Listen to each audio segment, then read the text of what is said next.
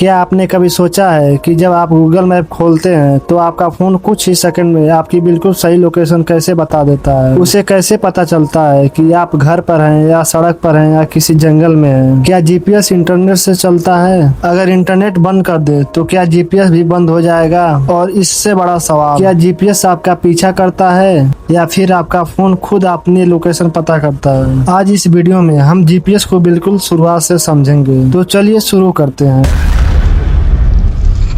GPS का पूरा नाम है ग्लोबल पोजिशनिंग सिस्टम। यह एक सैटेलाइट नेविगेशन सिस्टम है। इसका काम है दुनिया में किसी भी व्यक्ति, गाड़ी, जहाज या हवाई जहाज की पोजीशन पता करना। आज जीपीएस का इस्तेमाल Google map, Swiggy, Zomato, flight navigation, fitness tracker, यहाँ तक कि खेती में भी यूज किया जाता है। क्या जीपीएस इंटरनेट से चलता है? यह सबसे बड़ा मिथ है। सच्चाई यह है कि जीपीएस का लोकेशन जानने के लिए इंटरनेट की जरूरत नहीं होती है। जी हाँ, अगर आपके फोन में पहले से मैप डाउनलोड है तो इंटरनेट बंद होने के बाद भी जीपीएस आपकी लोकेशन बता सकता है। फिर लोग इंटरनेट क्यों चालू रखते हैं? क्योंकि मैप को ट्रैफिक, रोड अपडेट, नई सड़क, होटल, पेट्रोल पंप, ये सारी जानकारी इंटरनेट से मिलती है, लेकिन पोजीशन सैटेलाइट से मिलती है। जीपीएस सैटेलाइट कहाँ होते हैं? अब सवाल आता है, सैटेलाइट आखिर कहाँ है? धरती के चारों तरफ लगभग 20,000 किलोमीटर की ऊंचाई पर जीपीएस सैटेलाइट घूमते रहते हैं। कुल मिलाकर लगभग 30 से ज्यादा सैटेलाइट हमेशा पृथ्वी के चारों तरफ मौजूद रहते हैं। इसलिए आप दुनिया में कहीं भी चले जाएं,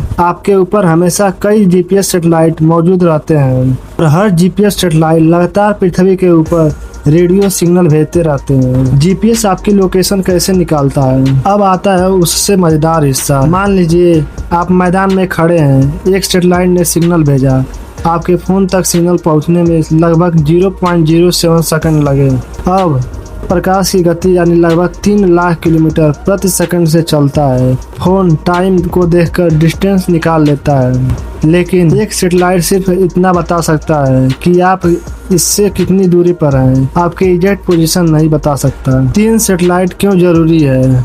अगर केवल एक सैटेलाइट हो तो आपकी पोजीशन एक बड़े सर्कल पर कहीं पर भी हो सकती है, और 2 सैटेलाइट होने पर 2 सर्कल एक दूसरे को 2 जगह काटेंगे, यानी 2 पॉसिबल लोकेशन बनेगी। लेकिन तीसरा सैटेलाइट आते ही सिर्फ एक पॉइंट कॉमन बचता है, यही आपकी लोकेशन होता है। इसे कहते हैं, यही जीपीएस का सबसे महत्वपूर्ण प्रिंसिपल है।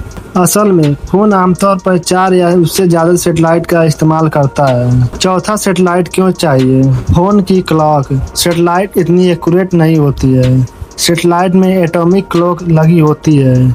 इसकी गलती अरबों हिस्सों में सिर्फ कुछ सेकंड होती है, लेकिन फोन में इतनी एक्यूरेट क्लॉक नहीं होती है। इसीलिए चौथा सैटेलाइट टाइम की गलती को भी ठीक करता है और आपकी पोजीशन और भी ज़्यादा एक्यूरेट हो जाती है।